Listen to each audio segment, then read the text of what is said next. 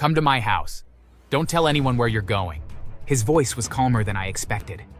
I thought this was my chance to finally prove that I wasn't a mistake, that I was worth being loved by him. I grabbed my shoes and left.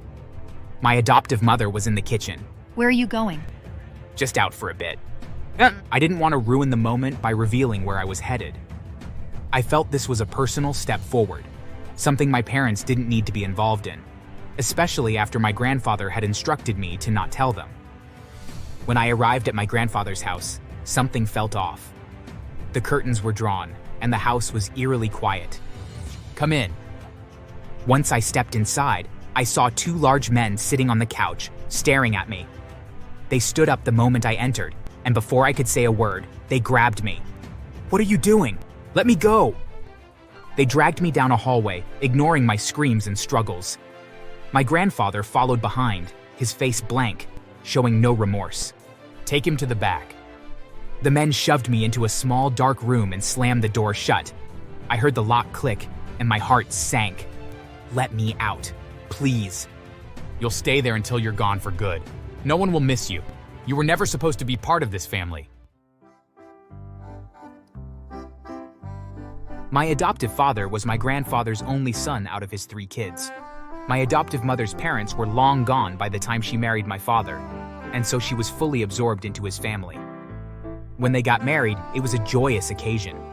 Everyone celebrated the union, including my grandfather, who often bragged about how lucky my father was to have found such a loyal and hardworking woman.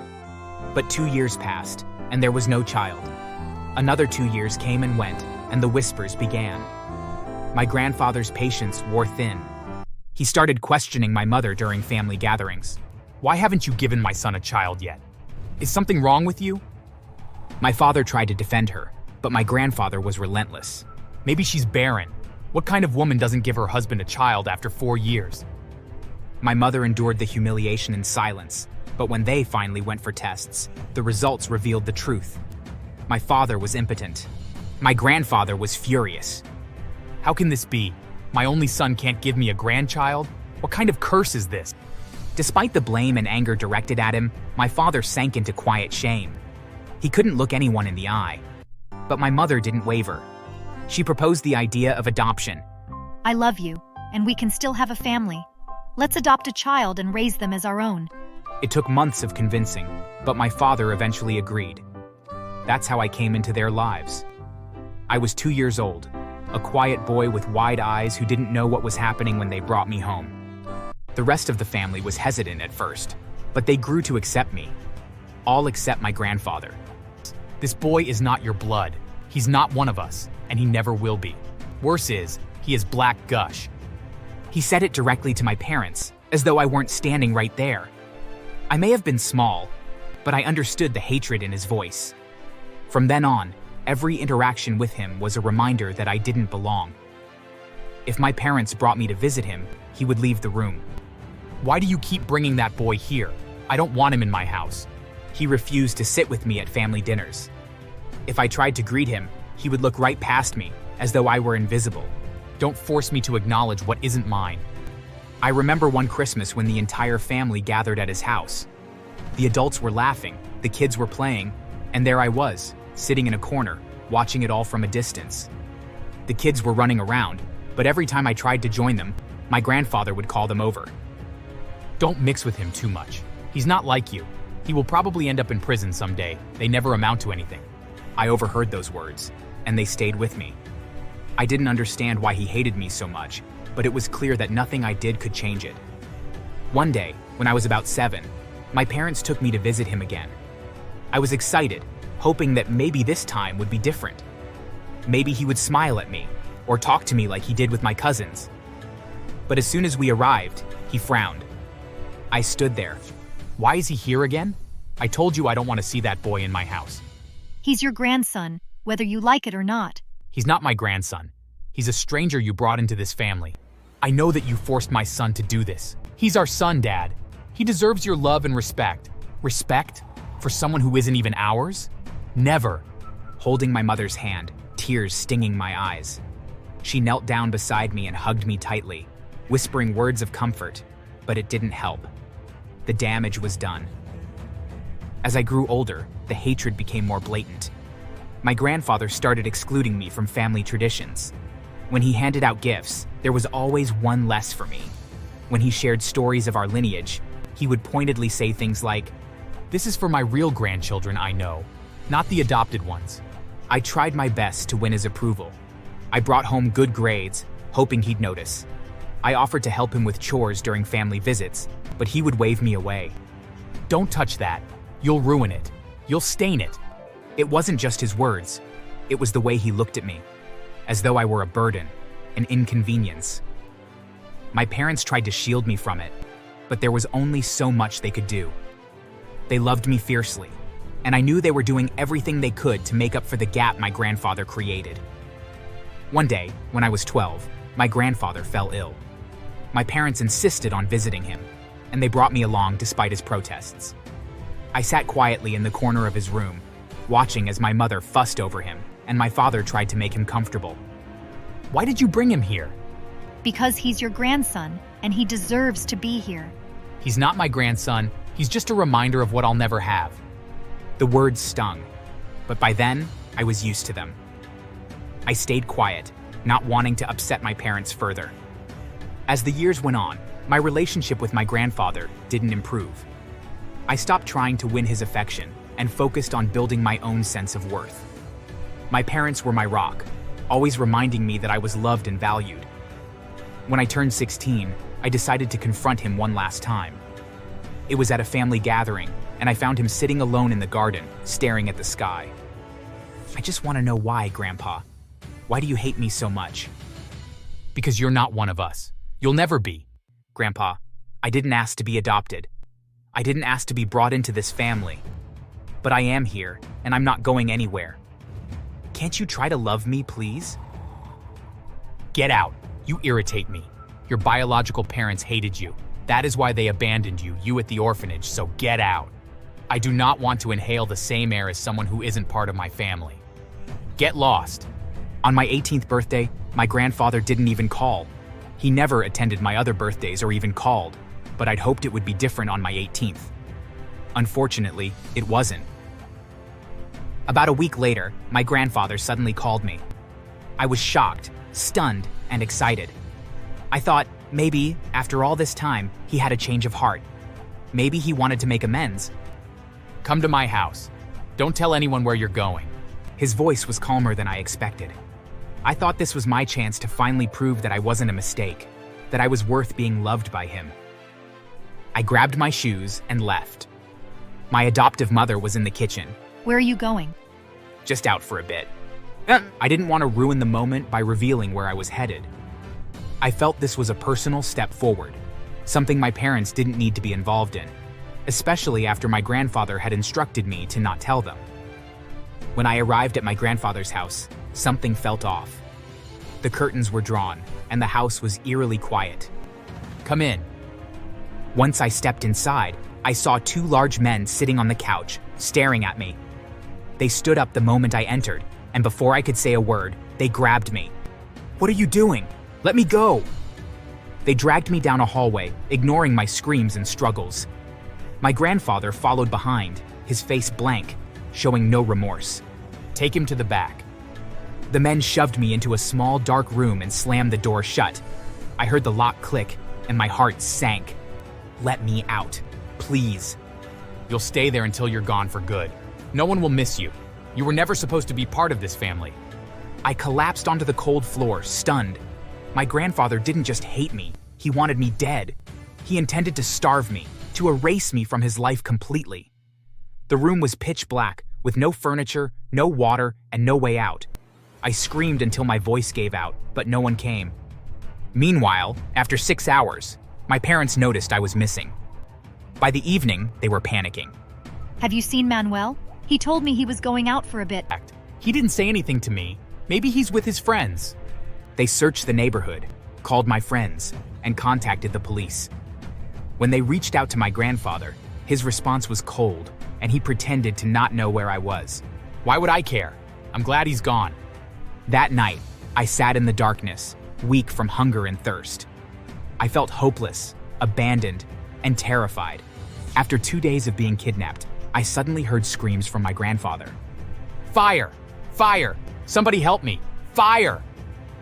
I was scared. If the house was on fire, I needed to get out. In my desperation, I found a window covered with wooden planks. It was my only chance. With what little strength I had left, I began pulling at the boards. It took a little time, and my hands were raw and bleeding, but I finally created a gap big enough to squeeze through. Once I was out, I saw smoke coming out from the front door. I didn't know how to help, so I rushed to the nearest house, pounding on the door until a neighbor answered. "Call the fire department. My grandfather's house. It's on fire." Fire trucks arrived within minutes, but the flames were already raging.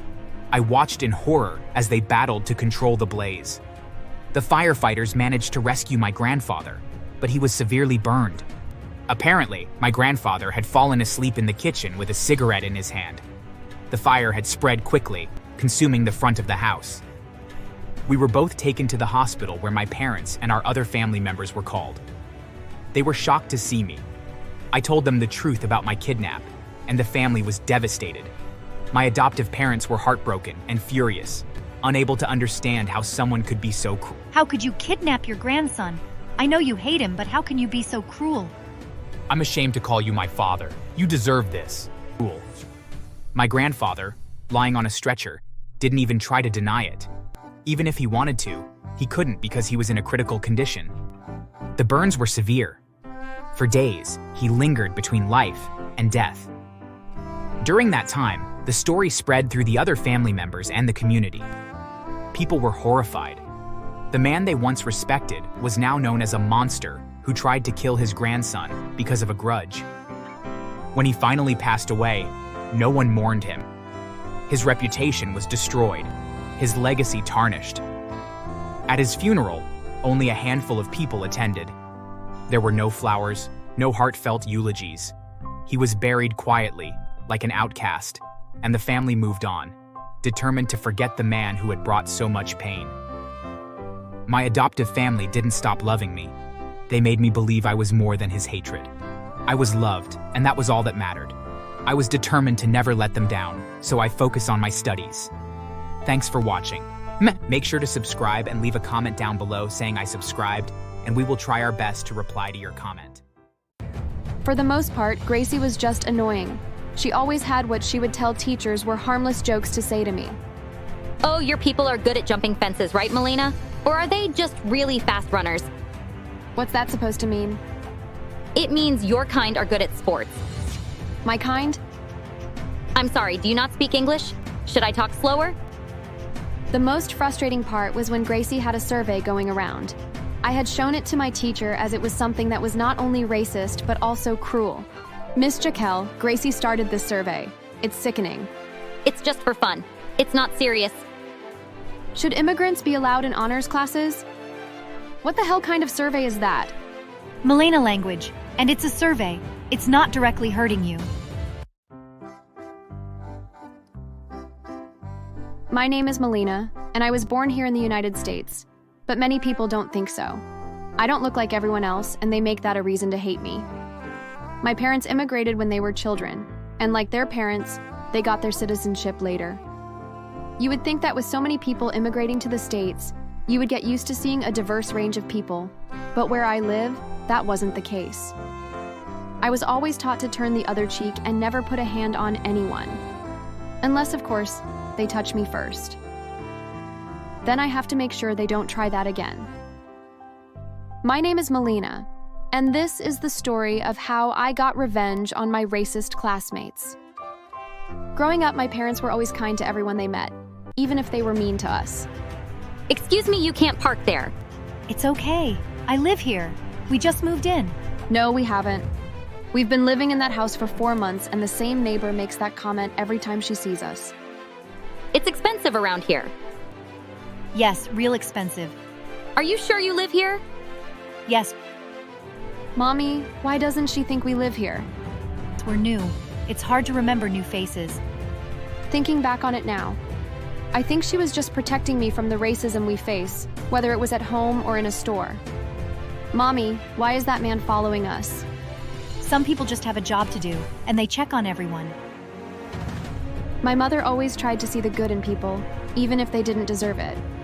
And my classmates definitely didn't deserve it.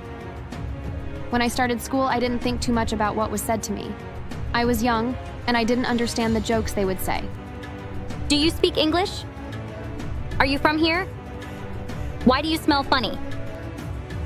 The worst came from a group of girls in high school, led by Gracie and her goons. They pushed me over the edge every year to the point where I wanted to punch her in the face. But I always tried to remember what my mama said. Turn the other cheek. I am a straight A honors student. I am captain of the dance team and cheerleading. I didn't want to ruin everything I'd built up over the years. The name-calling was getting slim, and the jokes were barely there until Gracie came around. Hey, Milena, want to earn $1? You can clean my shoes and desk. I did my best to try to ignore her. Do you always smell like a pig? Do you have pigs? Do you slaughter them? But I have a very definitive line. You could pick on me. Hey, Piggy Slaughter, did you take your nap? You can say whatever you want about me, Stop ignoring me. I know you're kind or violent users. but touch me and I end what you started. For the most part, Gracie was just annoying. She always had what she would tell teachers were harmless jokes to say to me. Oh, your people are good at jumping fences, right, Milena? Or are they just really fast runners? What's that supposed to mean? It means your kind are good at sports. My kind? I'm sorry, do you not speak English? Should I talk slower? The most frustrating part was when Gracie had a survey going around. I had shown it to my teacher as it was something that was not only racist, but also cruel. Miss Jaquel, Gracie started this survey. It's sickening. It's just for fun. It's not serious. Should immigrants be allowed in honors classes? What the hell kind of survey is that? Milena language, and it's a survey. It's not directly hurting you. What? See? Don't get it up your ass, greaseball. Excuse me? Gracie, that wasn't nice. Apologize. Sorry. Just turn the other cheek, Milena.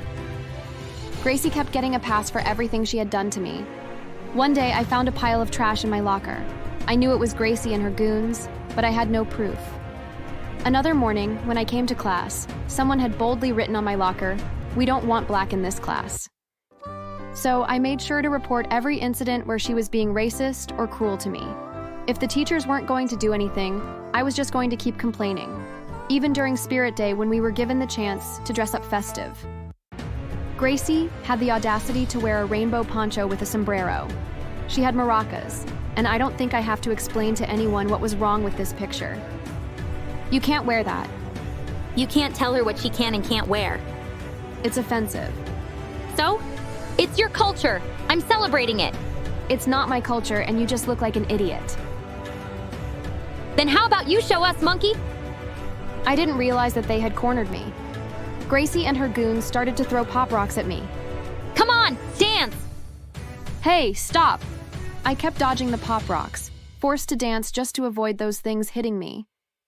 I didn't know what else to do except keep dancing until they ran out. They laughed when the last one was gone, and I knew then I was going to hurt them back. My first act of revenge? I went on the black market and acquired bed bugs. One day during break, I slipped a few of them into Gracie's school bag. Within days, she started coming to school in tears. Red, itchy welts covered her face, along with swelling and inflammation. She suspected me but had no proof. I even heard rumors that she had to throw away her mattress.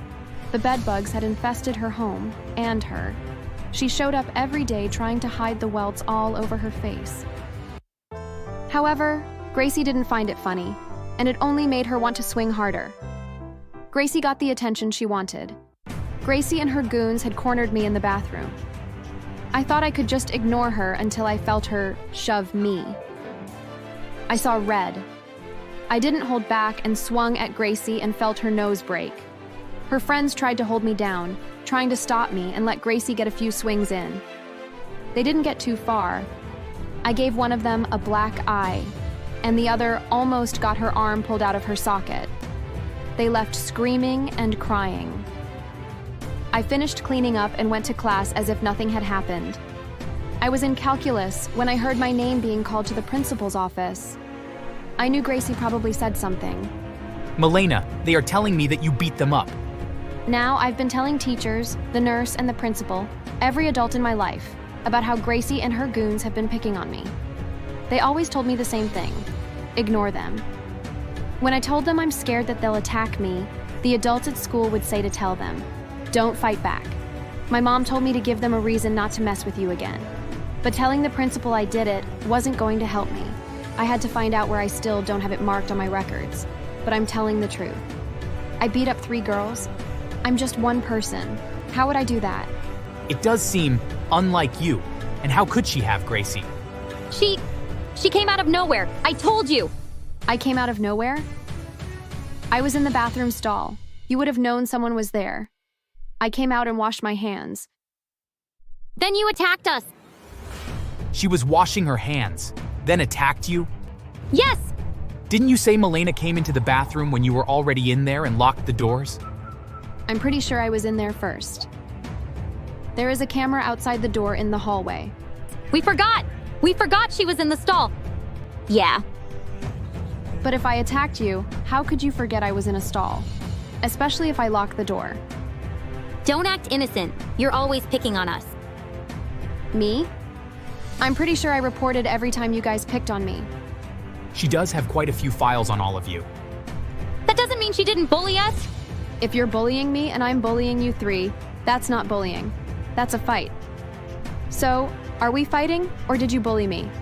See, I knew this is where I would shine the brightest. I may get a slap on the wrist, but now that I have them focused on the cameras, along with my and others' complaints about them, I'm sure they'll catch quite a few things that Gracie and her goons have been doing. Gracie and her friends didn't know it, but I was keeping track of everything they had done. Not just to me, but to our other classmates and the many, many rules they have been breaking along the way. I intend for everything they've done to get caught. Build a concrete case that the principal or superintendent could not ignore. Something would have to be done, and that would be expulsion. Suspension wouldn't be enough if the media caught wind of it. I was sick and tired of turning the other cheek and letting them run me over as if I were a doormat. I was going to make sure they regretted ever messing with me. We'll have to have a further investigation. For now, I'll have to suspend all of you. What? That's not fair. Will this be erased from my permanent record once I'm proven innocent? Yes. I waited outside for the principal to call my mother, but I could hear the girls crying and begging. I couldn't be any happier to realize that their downfall would be quick, and I'd have a few days off from school that wouldn't go against me. When my mother picked me up, I was in the back seat, and she decided to ask. Did you beat those girls up? They pushed me, so I beat them up. That's my girl. To congratulate me for standing up for myself, we went out to eat at my favorite restaurant. I was stuffed up after and enjoyed the few days I had off. I still had schoolwork, but it didn't take me long to finish it. What I didn't expect was for the news report to be out about Gracie and her goons. 3 high school students are under arrest following a dramatic police stop that led to the discovery of illegal drugs in their possession. The vehicle, driven recklessly through a residential area, was pulled over late Tuesday afternoon. What started as a routine traffic stop quickly escalated when officers noticed suspicious behavior and initiated a search of the car. Inside, authorities found evidence suggesting the students were either en route to complete a drug drop-off or had just finished one. Several packets of narcotics were recovered, along with items indicating distribution, scales, empty baggies, and large amounts of cash. Shockingly, these same students had recently been suspended from school over bullying allegations. However, what appeared at first to be retaliation or self-defense was quickly disproven by surveillance footage. Instead of being victims, the girls were seen taunting, harassing, and physically intimidating their classmates. Some victims even claimed they were coerced into taking drugs or threatened into silence. In light of these developments, the students have now been expelled, and criminal charges are pending. Police are continuing their investigation into a wider drug distribution ring, possibly connected to the school. Authorities are urging parents to talk to their children and report any signs of bullying, coercion, or drug use. The community remains in shock as more details continue to emerge. I couldn't believe what I just heard or what was going on. I was sure that expulsion would have been the biggest thing to happen. To find out the girls would be going to juvie for a year, and possibly going to jail after. I never knew just how terrible those girls were. I don't regret what I did. And when I got back to school, the school was a lot happier without them there too. I didn't have an insult or a racist comment since they were arrested. I heard that the girls weren't very welcome in juvie. They were beaten every day since they arrived. There wasn't a day they didn't have a new bruise or scar on them. I was able to just enjoy my last year of high school without having to turn the other cheek. I don't regret making those three pay for the years they spent insulting me and my culture. They shouldn't talk if their own house isn't clean. Thanks for watching. Make sure to subscribe. I didn't fit their image. By the time I was 8, their mistreatment escalated. They stopped taking me to doctors, claiming the treatments were too expensive. Instead, they locked me in my room when guests came over. Stay quiet, Elijah. We don't need people asking questions. I spent hours alone, scratching at my skin until it bled, crying myself to sleep. School was no better. They enrolled me in a cheap public school where kids called me Lizard Boy and teachers pretended not to notice. My parents never defended me. They blamed me for the bullying. If you didn't scratch so much, they wouldn't tease you. Control yourself. The final blow came when I was 10. My condition worsened, and my parents decided I was too much trouble. One night, they packed a small bag with my clothes and drove me to a rundown orphanage on the edge of town. "You'll be better off here. We can't keep dealing with this." It's for your own good, Elijah. Don't make a scene. I begged them to take me back, tears streaming down my face, but they didn't even look at me. They handed me over to a tired-looking woman and drove away.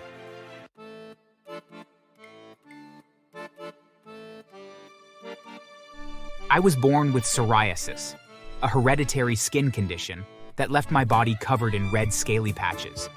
It was worse than anything my parents, Deborah and Marcus, had experienced when they were young. Their cases were mild, manageable, and long since cured. But mine? Mine was severe and unrelenting. The kind of illness that made people stare, whisper, and turn away in disgust. From the moment I was diagnosed, my parents treated me like a burden. I was 5 when I first noticed their resentment. Why does he have to look like that?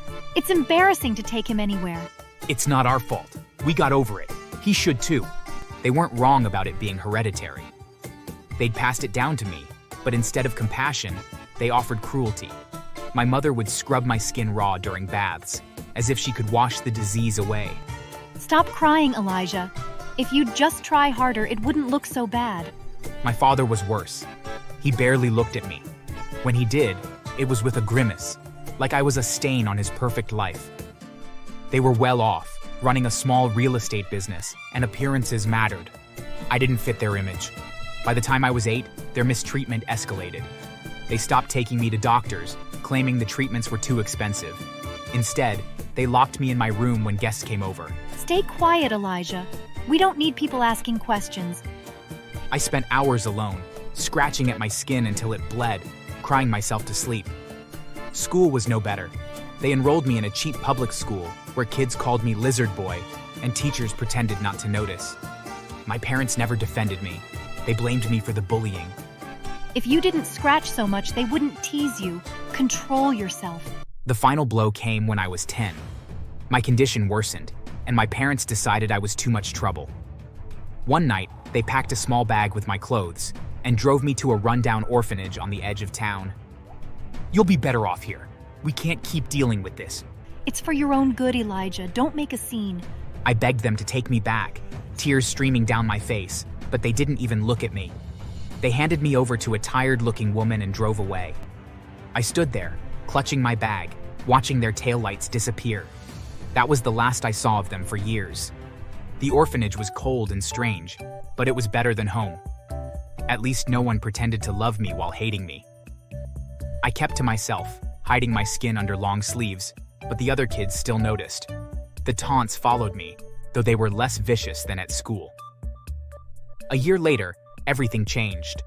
A couple, Sarah and Daniel, visited the orphanage looking to adopt. They were in their late 30s, kind and very gentle. Unlike others who came before, they didn't flinch when they saw me. Sarah knelt down and smiled. Hi, Elijah. I'm Sarah. Would you like to tell me about yourself? I was shy and guarded, but her warmth disarmed me. Daniel joined her with his gentle eyes.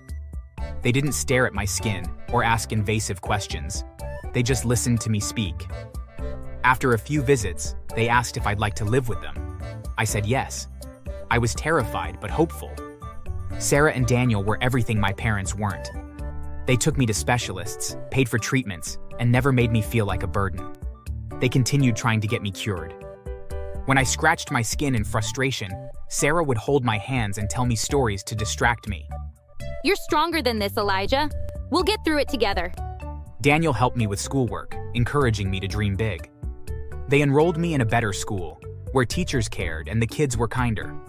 My psoriasis didn't vanish, but with proper care, it became manageable.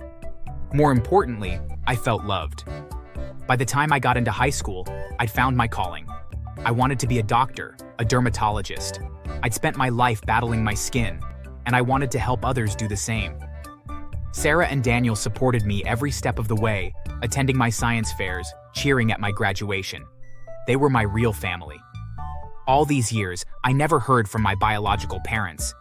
They never, for once, contacted the orphanage to check in on me. It made me hate them even more. I excelled in college, then medical school. By my late 20s, I was a rising star in dermatology, known for innovative treatments and a compassionate bedside manner. I opened my own clinic, and soon, my name was in medical journals and on TV. Life was good. I thought I'd left my past behind, but then my parents showed up unexpectedly. I was 32. It was over 20 years since I last saw them. That day, I was preparing for a conference when my receptionist buzzed me. Dr. Elijah, there's a couple here to see you. They say they're your parents. Please come out. My stomach dropped. I hadn't seen Deborah and Marcus in so long, but the anger and pain came rushing back the moment I heard they were at my clinic to see me. I told the receptionist to send them in. When they came in, I was surprised at how different they looked. They were older with so much gray in their hair, and Marcus was slightly limping. They'd gone from the young people I knew to wrinkly people. Elijah, look at you. We always knew you'd do great things. We're so proud, son. We just want to be part of your life again. Hearing them call me their son made my skin crawl. It was always hey or a grunt. They hardly addressed me by my name or called me their son when I was still with them. I asked why they were in my clinic. We're here to apologize. We made a mistake, Elijah. We were young and overwhelmed. We want to make it right. She's right. We want to make everything better. You're successful now. We could help you. Be a family again. I saw through their lies. They weren't sorry. I knew they'd seen me on TV and heard about my successful clinic, so they wanted a piece of my success. It felt crazy because if I hadn't been picked by the right people, my parents wouldn't be asking for my forgiveness. If I'd been chased out of the orphanage or didn't end up this successful, they definitely would have never tried to see me. It made me want to slap their faces and kick them out. I told them to leave. You abandoned me when I needed you. You don't get to walk back in now. Get out. They didn't take it well. The fake smile on Deborah's face instantly disappeared. We're your parents, Elijah. You owe us. Don't make this harder than it needs to be. You're being delusional if you think I owe you anything. You're both so shameless and stupid. If you don't get out of my office right now, I'll call the security and have you both thrown out. They left, but I knew they weren't done. A week later, they showed up at Sarah and Daniel's house. I'd moved out years ago, but Sarah called me. She sounded so scared over the phone. They threatened us, Elijah. Said they'd sue us for stealing you if we didn't convince you to take them back. I was so angry. Sarah and Daniel had given me everything, and now my parents were targeting them after they couldn't get to me. I told Sarah not to worry and assured her that I'd handle it. I contacted my parents and yelled at them.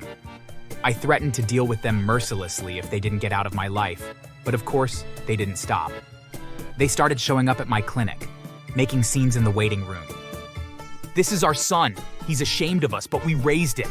You think you're better than us, Elijah? You'd be nothing without us. Patients gossiped about the issue, and my staff looked uncomfortable. I stayed calm, escorting them out each time, but the humiliation stung so badly. They were trying to ruin my reputation, banking on me caving to their demands. I decided to fight back, not with their tactics, but with strategy. I remembered something from my childhood, which was my father's gambling habit. Marcus would always sneak off to casinos, blowing money while Deborah pretended not to notice. I did some digging and found he was still at it, frequenting underground poker games. I contacted an old medical school friend, Leo, who knew people in that world. I asked him to set up a high-stakes game and make sure Marcus heard about it. And of course, Leo delivered. Within days, Marcus was at the table, betting big, convinced he'd hit a jackpot. What he didn't know was that the game was rigged. The dealer, who was a friend of Leo's, ensured Marcus won just enough to get cocky, then lost everything. He bet their savings, their car, even their house. By the end of the night, they were broke. It happened so quickly. Deborah called me the next day, sounding hysterical. You did this, didn't you? You set him up. I know you set him up, you evil piece of shit. I didn't force him to gamble, Deborah. He did that himself. How dare you call me by my name? I'm your mother, you bastard. Oh no, Deborah. I think you're forgetting something. You abandoned me years ago. Both of you. You both are nothing but Deborah and Marcus to me. Nothing more. I ended the call before she could say anything else. For a few months, they didn't bother me anymore. They tried to rebuild, but without money, their real estate business collapsed. They were forced into menial jobs. Marcus worked as a janitor, while Deborah worked as a dishwasher. It was manageable at first, but soon, the stress and poor conditions took a toll on them. Their psoriasis, which was dormant for years, flared up, worse than ever. Their skin cracked and bled. I thought they'd be too ashamed to ask for help, but desperation drove them back to me. They showed up at my clinic in tears, their skin looking so raw and inflamed, begging for help. Please, Elijah, we're sorry. Just give us something to fix this. Please, you're a doctor. You can't turn us away. Help us, please. I looked at them and remembered every cruel thing they did to me. Every tears I shed because of them. I could have helped. I could have prescribed creams or biologics to ease their pain. Instead, I saw an opportunity to take a proper revenge. I handed them a bottle of pills, claiming it was a new treatment for psoriasis. Take one daily. It'll help. It wasn't a treatment. The pills were a mild irritant, designed to exacerbate psoriasis in clinical trials. I knew they'd make their condition unbearable, make their flares so painful they'd barely sleep. They thanked me with tears in their eyes and left. Within weeks, I heard through a mutual acquaintance that their skin was worse than ever. The pain was constant, their lesions infected. They couldn't work, couldn't afford care, and were living in a shelter. With my influence, I made sure they were fired from their jobs. I also prevented them from receiving any form of social aid. To add insult to injury, I opened a nonprofit organization and named it the Marcus and Deborah Foundation for the Forgotten, a public mockery of the people who once discarded me. I felt no guilt. They had abandoned me, tormented me, and tried to ruin the lives of those I loved. They deserved every second of their suffering. Thanks for watching. Make sure to subscribe and leave a comment down below saying, "I subscribed." We'll do our best to reply. However, since they weren't alive anymore, and I knew if I didn't do it perfectly, there would be consequences, I had no choice but to do them and try to do them well. Once, I forgot to iron one of Henry's shirts. When he found out, he threw the shirt in my face and told me to get it right, or else I'd be dead. I spent hours ironing every single shirt in his closet, terrified of what would happen if I missed a wrinkle. The worst punishment came when I was 10. It was winter, and the heater had broken. The house was freezing, and I'd accidentally brought snow from my shoes into the hallway after shoveling the driveway. Do you think this is a barn? Clean it up, fool. I wanted to grab a mop, but Martha stopped me. No, you're going to learn to be more careful. She forced me to kneel on the cold, wet tiles and scrub the floor with a toothbrush. My hands were red and raw from the icy water, but she didn't care. He laughed. He laughed even harder after Martha told him what my offense was. Maybe we should make him sleep out in the shed. That'll teach him to appreciate what he's got. And that's exactly what they did. That night, they locked me in the shed with nothing but a thin blanket and a bottle of water. The wind howled outside, and I curled up in a corner, trying to stay warm. I could see my breath in the darkness, and my fingers were so numb I couldn't feel them.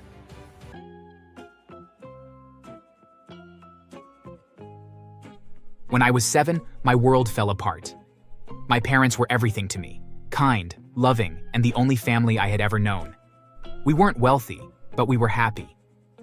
My dad worked long hours as a mechanic, and my mom was a nurse who always made time to help with my homework, no matter how tired she was. One rainy night, while my parents and I were heading back home, we got into a fatal accident. When I woke up in the hospital, I was told my parents hadn't made it. A drunk driver had taken them from me. I screamed and cried until my throat was raw, but it didn't bring them back.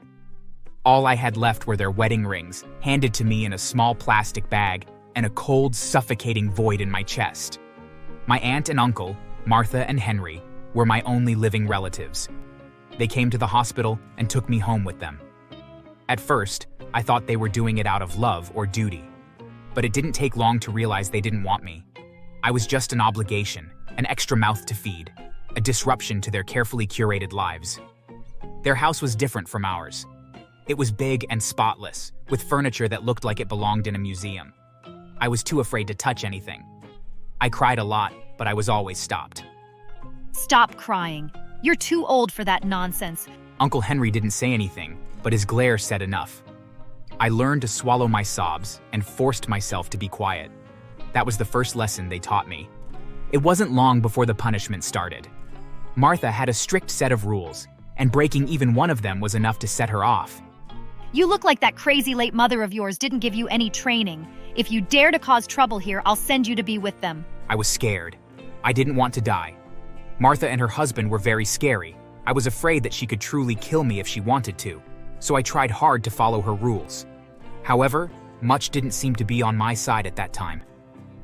One evening, I accidentally spilled a glass of water on the kitchen counter. It wasn't a big mess, just a small puddle, but Martha acted like I'd destroyed her entire house. Look at this. You're useless, just like your father was. Clean it up now. Oh my God, why did I even bring you here? I knew you would be troubled, you stupid child. I grabbed a rag and wiped it up as fast as I could, but it wasn't enough. She grabbed me by the arm, her nails digging into my skin, and dragged me into the living room where Henry was watching TV. Henry, show this idiot what happens when he can't follow simple instructions. Henry took off his belt and folded it. I couldn't stop screaming and crying as he flogged me mercilessly. Keep quiet. You'll take it like a man. I don't know how many times the belt came down, but by the end of it, my back was on fire, and I'd lost my voice after crying too much. It hurt so much, yet Martha and her husband seemed to love seeing me in pain. Maybe now you'll think twice before making a mess. I wanted to scream that it was just water, and that their reaction wasn't fair, but I knew it would only make things worse. The chores were endless. I was responsible for cleaning the entire house, mowing the lawn, and doing all the laundry. Those were things I didn't do when my parents were alive. However, since they weren't alive anymore, and I knew if I didn't do it perfectly, there would be consequences, I had no choice but to do them and try to do them well. Once, I forgot to iron one of Henry's shirts. When he found out, he threw the shirt in my face and told me to get it right, or else I'd be dead. I spent hours ironing every single shirt in his closet, terrified of what would happen if I missed a wrinkle. The worst punishment came when I was 10. It was winter, and the heater had broken. The house was freezing, and I'd accidentally brought snow from my shoes into the hallway after shoveling the driveway. Do you think this is a barn? Clean it up, fool. I wanted to grab a mop, but Martha stopped me. No, you're going to learn to be more careful. She forced me to kneel on the cold, wet tiles and scrub the floor with a toothbrush. My hands were red and raw from the icy water, but she didn't care. When Henry came home and saw me still scrubbing, he laughed. He laughed even harder after Martha told him what my offense was. Maybe we should make him sleep out in the shed. That'll teach him to appreciate what he's got. And that's exactly what they did. That night, they locked me in the shed with nothing but a thin blanket and a bottle of water. The wind howled outside, and I curled up in a corner, trying to stay warm. I could see my breath in the darkness, and my fingers were so numb I couldn't feel them. I didn't sleep that night. I was too scared, too cold, and too angry. At a point, I'd knocked on the door and apologized loudly with whatever strength I had left, but I was ignored. As the years went on, the punishments became more creative. Once, I accidentally broke one of Martha's prized vases while dusting. She made me stand in the corner for hours, holding the broken pieces in my hands. If I dropped even one, she swore to make me regret it. Another time, Henry caught me reading a book during my free time. You think you've got time to waste on this? You're not here to enjoy yourself, Mr. Little Orphan Boy. He took the book and tore it in half right in front of me. I didn't cry. I'd learned by then that tears only gave them more satisfaction. Despite everything, I refused to let them break me. I held on to the memories of my parents, the sound of my mom's laughter, the warmth of my dad's hugs. Every time Martha or Henry lashed out at me, I reminded myself that I was stronger than they were. When I turned 16, I started working part-time at a local diner. It wasn't much, but it gave me a taste of freedom. I saved every penny I earned, determined to get out of that house as soon as I could. One night, I came home late after covering a coworker's shift. Martha was waiting for me in the living room. You think you can just come and go as you please? This is my house. How dare you? Where were you? Before I could explain, she slapped me across the face. When she slapped me that night, something inside me snapped.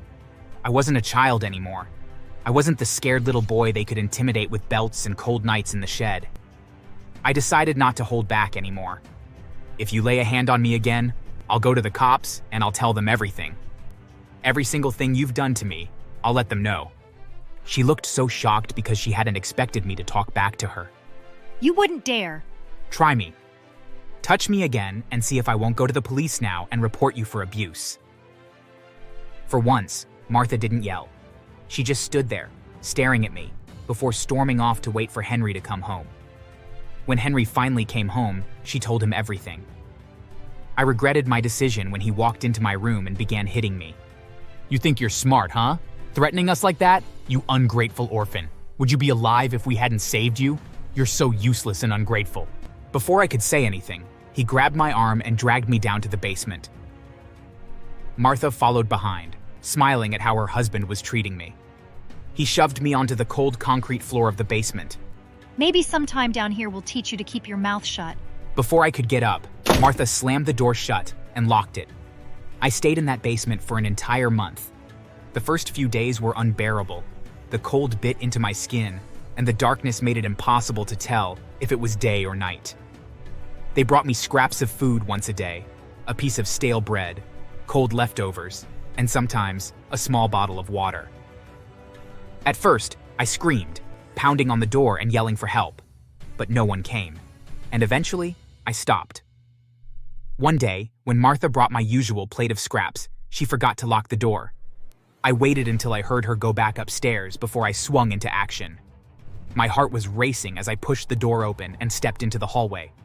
For the first time in weeks, I felt fresh air on my face. Martha came downstairs that same time and was shocked to see me. What do you think you're doing? How did you get out? When she tried to grab me, I reacted on instinct. I shoved her hard. She stumbled, hitting the floor and crying out in pain, but I didn't wait to see what happened next. I ran out the front door and didn't stop until I reached the police station. I told the officers everything. I showed them the scars on my back. When we returned to the house, Martha and Henry were sitting in the living room like nothing had happened. But the moment the officers put them in handcuffs, Martha broke down.